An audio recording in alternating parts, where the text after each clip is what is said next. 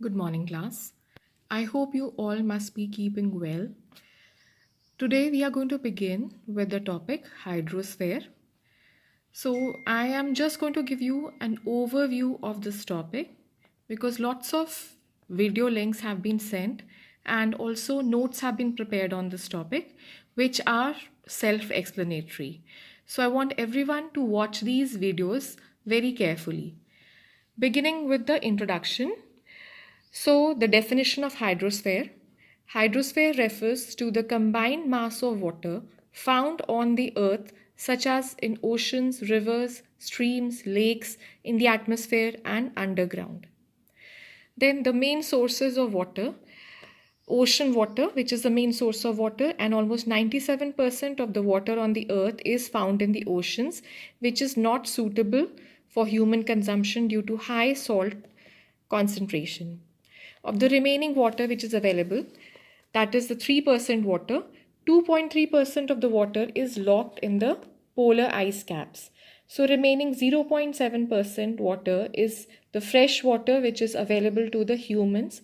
Out of the 0.7% water, 0.66% is in the form of groundwater and 0.03% is in the form of surface water, or what you call the water on land.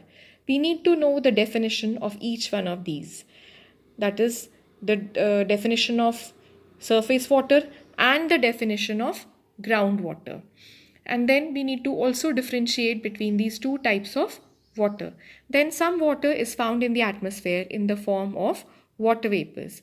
Moving on to the next topic, that is the movement of ocean water. It takes place in three ways, that is through waves, ocean currents, and tides. We need to define each one of these. So waves are oscillatory movement in water manifested by an alternate rise and fall of the sea surface. The causes of waves are the winds which blow on the surface of ocean. Then the next movement is tides. Tides occur because of the gravitational force of the sun and moon, and they are the periodic rise and fall of the sea water. And lots of terms associated with tides also have to be learnt, like what is tidal wave, what is high tide water, what is low tide water, what is a tidal range, and what are the factors which cause tides. Basically, the gravitational force of the sun and moon. Then terms associated, perigee and apogee. Moving on to the nature of tides, high tide and low tide. Then concepts such as spring tide. Now this is a diagram of a spring tide. This has to be drawn in the copy. And another diagram that is associated with neap tide also has to be drawn. Now this is the diagram associated with neap tide, figure 11.5. Then what is periodicity of tides? Again, very well explained through the video. Then moving on to the next topic, that is ocean currents. Ocean currents are large masses of surface water that circulate in regular pattern around the ocean. Then coming on to the classification of ocean currents, on the basis of temperature, ocean currents are classified into warm currents and cold currents. And on the basis of depth, they are classified into surface current and deep water currents. So their definitions have to be learned and the differences also need to be learned. And for this, notes have been provided. Moving on to the causes of ocean currents, very important topic. You need to know how ocean currents are caused by these factors. And for this, we have videos. Video links have been sent for this topic. So I want you to watch these videos very carefully. And you have to learn the examples of each of these types, these factors. Then coming on to the circulation pattern of ocean currents, an assignment has been given.